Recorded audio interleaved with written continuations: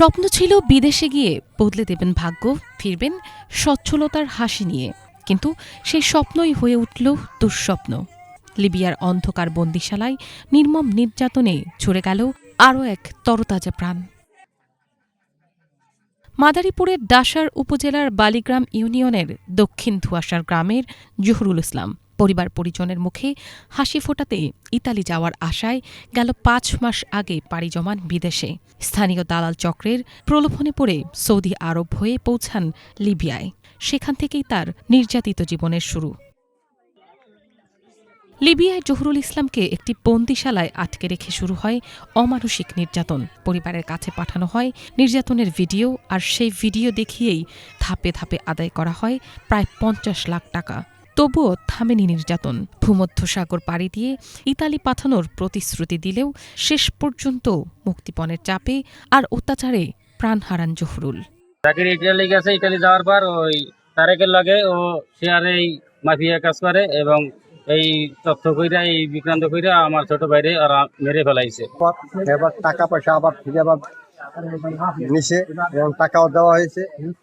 এরপর ওরা এই পর্যন্ত এই কাছে এবার ওরা নির্যাতন করে আমাকে মেরে ফেলেছে। আগে ৫ করার জায়গা হেয়া বিক্রি করে গিয়ে ওই টাকা দিছে, বুঝলেন? সেই ফুবুগো সম্পত্তি বেচকে দিছে। ফিরগে আবার হেসে ওই যে বাড়িতে বন্ধক থুইয়া হেসে টাকা আনগে দিছে ২ বছরের বন্ধক। নিহতর পরিবারের তথ্য মতে জহুরুল সহ অনেককে উলঙ্গ করে শুইয়ে রেখে একের পর এক করা হয় লাঠির আঘাত। জীবন বাঁচাতে আকুল আবেদন করেন যুবকরা, আর এই ভিডিও পরিবারের কাছে পাঠিয়ে চাওয়া হয় মুক্তিপণের টাকা। জহুরুলের মৃত্যুর খবর শুনে শোক আর আহাজারিতে ভেঙে পড়েছে তার পরিবার। ২ শিশু সন্তানকে নিয়ে দিশেহারা তার স্ত্রী। মাফিয়া দালালদের সর্বোচ্চ শাস্তি ও জহুরুলের মরদেহটি দেশে ফিরিয়ে আনতে সরকারের সহযোগিতা চেয়েছেন পরিবার ও স্বজনরা। মাফিয়া গদিয়া হইলো দালালে জাকির মাতুব্বার হানিফ মাতুব্বারের ছেলে হইলো ধরাইয়া ২ জন দিয়া আমরা টাকা দিছি, টাকা হইলো দিয়া আরে তারেক রে দিছে। তারেক আর হে ২ জনে মিললা অত্যাচার নির্যাতন কইরা অনেক মারছে মনে করেন। আপনারা বিচার করেন। আমার বাবারে কিভাবে মারলো, আমার বাবারে কিভাবে মারলো, কত কষ্ট করে না দিলাম, তবে আমার বাবারে মারতে লেগে দিছি।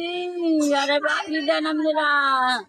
এদিকে অভিযুক্ত দালাল জাকির মাতুব্বর ও তার পরিবার ঘরে তালা ঝুলিয়ে গা ঢাকা দিয়েছে।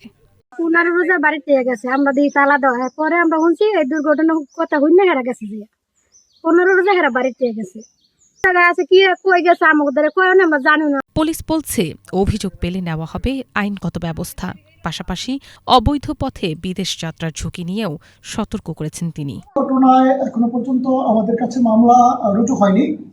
ভিকটিমের পরিবার যদি পুলিশকে অভিযোগ দায়ের করে তাহলে অবশ্যই আমরা এর আইনগত ব্যবস্থা নিব। কিন্তু এই যে প্রতিনিয়ত আমি যে মেসেজটা আপনাদেরকে দিতে চাই সেটা হচ্ছে যে আসলে লিবিয়া হয়ে ইতালি যাওয়ার যে প্রক্রিয়াটা সেটা সম্পূর্ণভাবে অবৈধ। আমি এইটা আপনাদের মাধ্যমে মাদারীপুরবাসীকে নিরুৎসাহিত করি এবং যদি সম্ভব হয় তাহলে বৈধ পথে ইতালি পাড়ি দেওয়ার জন্য আপনাদের মাধ্যমে আমি সবাইকে অনুরোধ করব।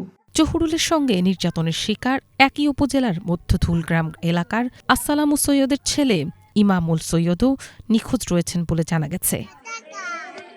Bangla vision news desk.